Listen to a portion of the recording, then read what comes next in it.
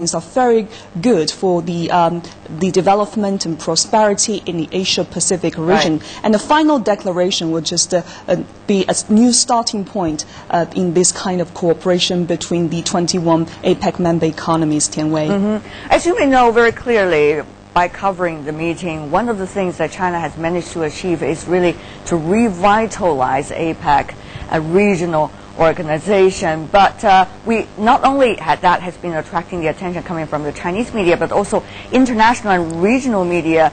After talking to some of your colleagues from other media organizations, what seems to be the very much focus on their assignments?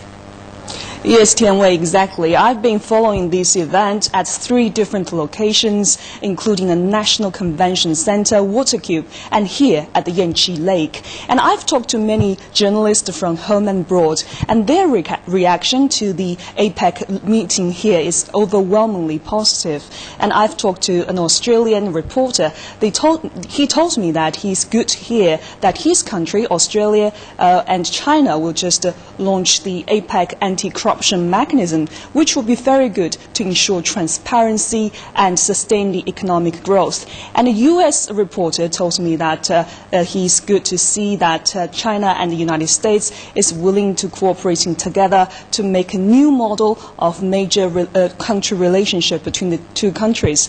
And they also told me that they have sensed the many Chinese elements here at the APEC meetings, and they said that it's a good opportunity for them to exchange ideas and learn the Chinese culture, the traditional Chinese culture especially.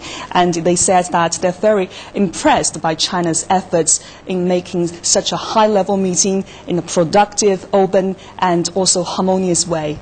I see. Su Yuqing, thank you very much. Our reporter right now at the site of the APEC meeting of the economic leaders. Well, the APEC meetings in Beijing have come to an end, but it's certainly been an eventful forum. It was a chance to look past the disputes and focus on opportunities for mutual benefit. We've seen progress on free trade and steps toward a more integrated Asia-Pacific. Let's take a look back at some of the highlights of APEC 2014. Welcome to Beijing. Fireworks, fine dining, and culture on display. It's a time to put aside disputes and work on bringing the region closer together. And behind the spectacle, real progress was made in China's relationship with its APEC partners.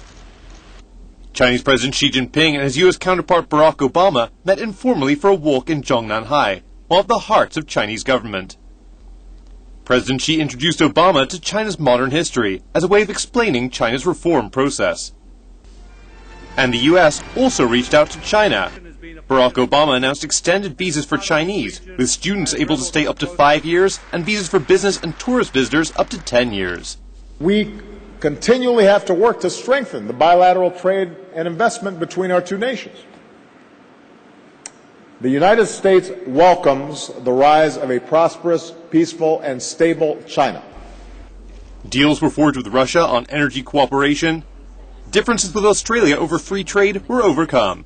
Beijing and Seoul conclude substantive negotiations on a free trade agreement after 2.5 years of talks, a major step towards a proposed free trade area of the Asia-Pacific.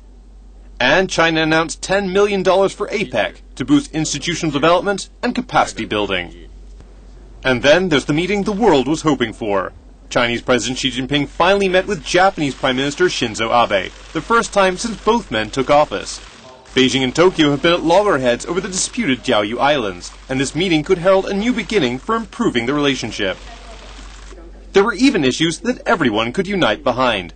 An anti-corruption declaration was signed aimed at coordinating the fight against graft across the region.